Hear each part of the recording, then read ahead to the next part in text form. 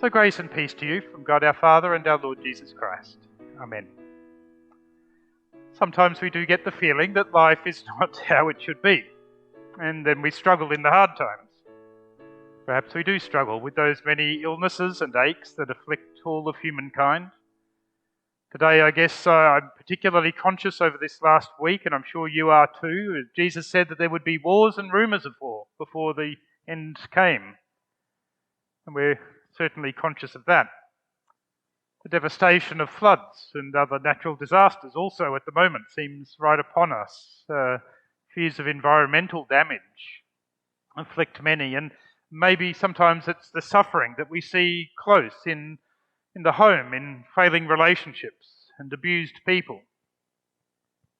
And all of that too, that ambiguity of life, is also reflected sometimes in our spiritual lives. Even in our spiritual lives, we find that sometimes things can be hard going and not as we thought they would be. The call to be the followers of Jesus often leads us along paths that are neither attractive nor easy. Kind of leave us scratching our head when our expectation was otherwise. Sometimes we do have that wonderful feeling that God is with us, but then sometimes we stumble and we wonder what's going on. One moment we're ecstatic with joy, with a really powerful sense that we know what being a disciple is all about, and the next we're struggling to follow, and everything in our lives seems to be going wrong. Now that ambivalence is brought to stark contrast at this time in the church year. There's this amazing contrast that happens, that the church has arranged so that Transfiguration is just days before the beginning of Lent. And that sort of fits in with the gospel, because the gospel tells us that the Mount of Transfiguration happens, and then as Jesus comes down the Mount of Transfiguration, he sets his face towards Jerusalem. And so he begins what he knows is going to be his final journey. In fact, what they talk about on the Mount of Transfiguration is his exodus, his journey away. It takes us from the valleys of the spiritual life back to the spiritual mountaintop and then back down again. Today we focus on the glory of Jesus and we see his divinity shining through. It's a day for celebration and a day for triumph. But on Wednesday, Ash Wednesday, the celebration dies down and we go into Lent. Transfiguration is like the last breath before you dive into the pool at the start of a race, or like the pit stop in the middle of a long car race. It prepares and refreshes us for the journey ahead, but it is not itself the journey. If we stop here, we will lose the race. We know that Peter tries to stop, sort of let's build 3 tents, let's stay here, Lord, in this moment, and Jesus says no. You see, of everything that happens, the punchline of the Transfiguration story is those final words in the cloud of God's presence. Those words are, "This is my Son, the chosen one, listen to him." The basic point of Transfiguration for the disciples then, and therefore for us now, is that Jesus is the one to whom we ought to listen. But the Gospel writer Luke also ties the Transfiguration scene specifically to what Jesus had been saying before it. So, great question. It's as if Jesus says something and then, bang, here's the Transfiguration, and God says, listen to him. Jesus speaks, and God says, listen to him. So what is it that he says?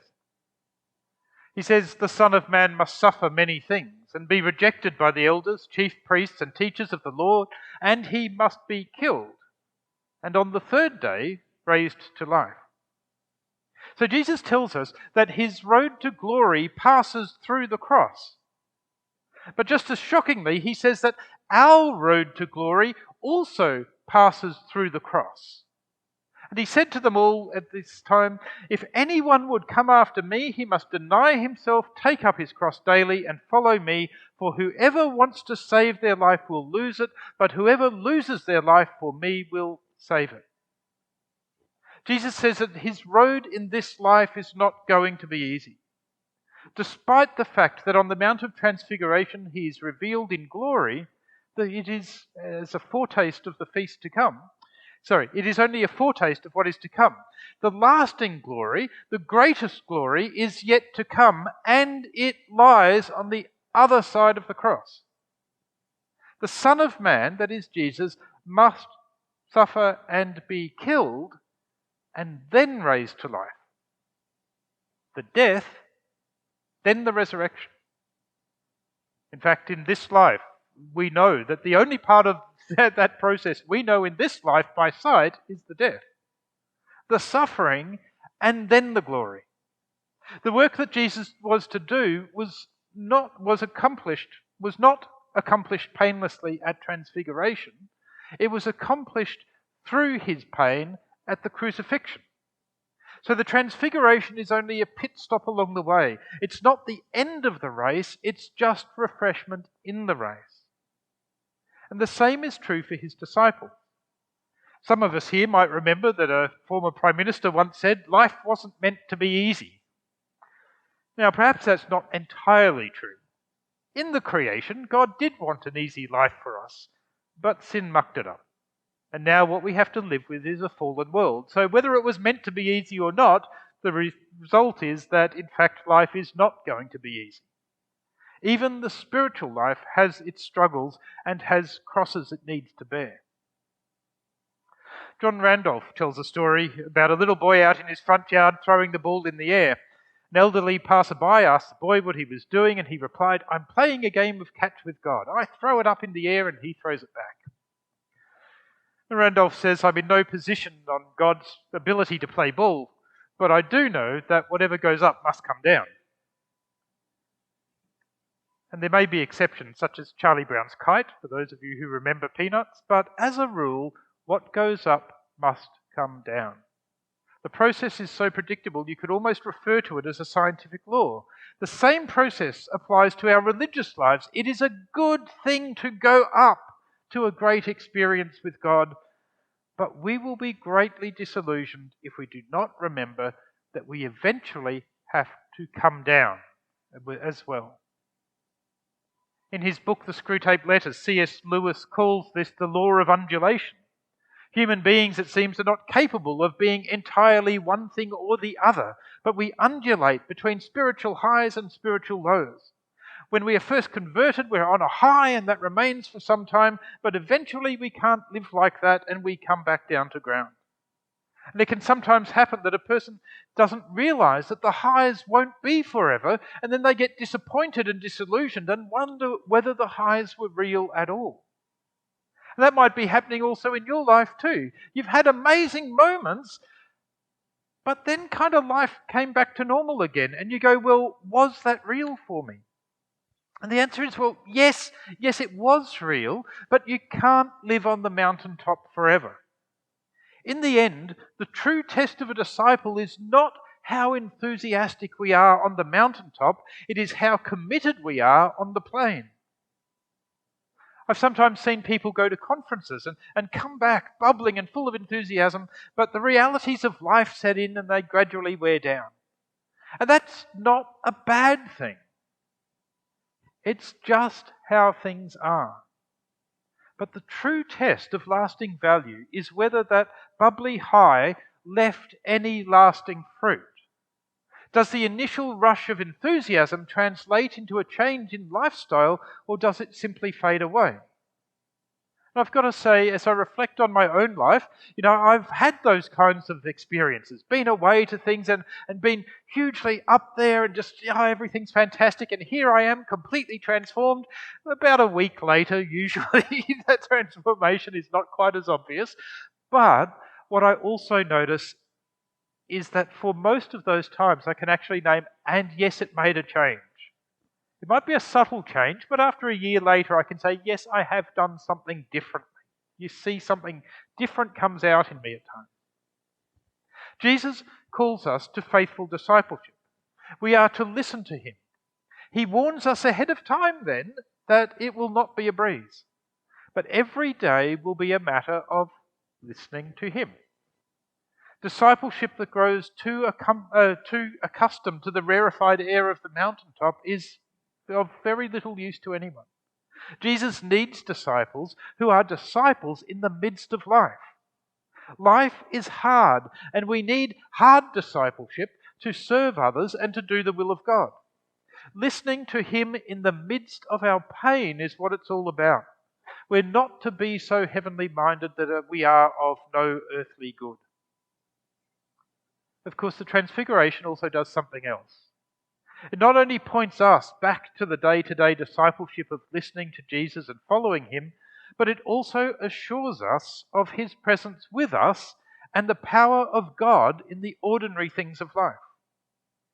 See, on the mountaintop, there's Moses and Elijah, and the two of them appeared next to Jesus in glory, and Jesus himself is transfigured. And up to this point, Peter is excited, too excited, in fact, we're told, to even know what he's saying. But suddenly, there's the cloud of God's glory, and Peter is afraid.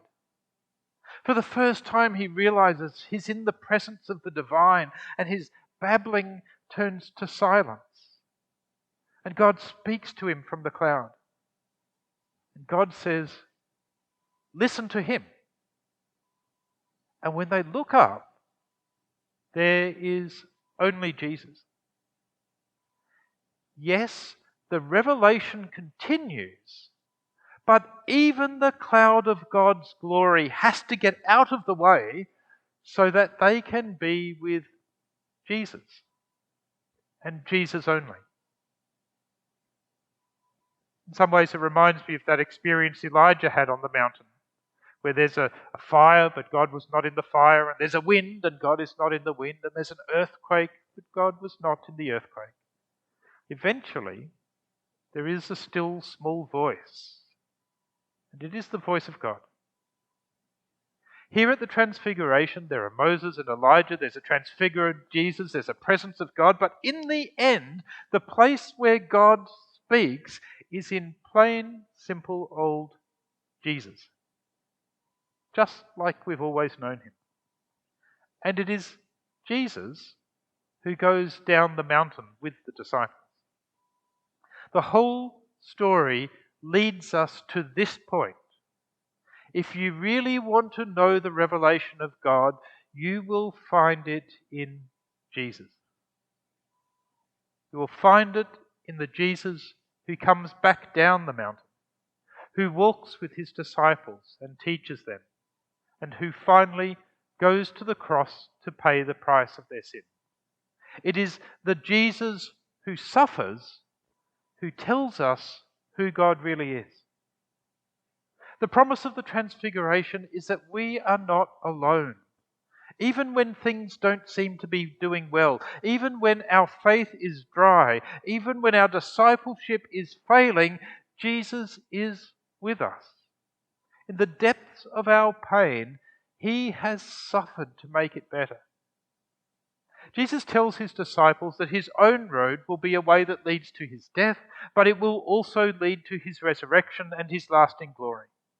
And having now travelled that road himself, he is now with us again to tell us that our road also may lead us through suffering and even through death. But with him, it is also the road to glory. Jesus is with us on the road to comfort us and to sustain us. God will not leave us alone. You see, if God were on the mountaintop only, we might be able to have a wonderful experience, but eventually we'd have to leave the mountaintop, and hence we'd also have that sense that we'd left God behind us.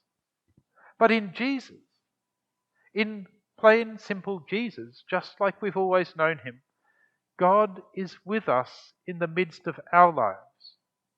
We don't go up the spiritual mountain to find him. He comes down to the human plane to find us. The sustaining power of God is there for us in the midst of our daily lives. We never have to wonder where God is in all of this, because he is there in the thick of it, working to bring good out of evil. It is this presence of God in Jesus that allows us to hope that in the end everything will be okay. God calls us to be listeners and followers of Jesus in the midst of life through the hard slog of it. The Transfiguration is like a pit stop along the way to refresh and remind us of the glory to come. But if we stop at the Transfiguration, if we stop in the moments of our spiritual highs, we will lose the race. But God also reminds us that Jesus is with us in the midst of the race, that He has been through it all before us and He is living now with us. He is there in the hard slog, working by His grace to see us through. So in the end, the message of Transfiguration is summed up in those two sentences. A voice came from the cloud saying, "This is my Son whom I have chosen. Listen to Him." And when the voice had spoken, they saw Jesus alone. And whether we're on the mountaintop or whether we're in the darkest valley, He is all that we need. Amen.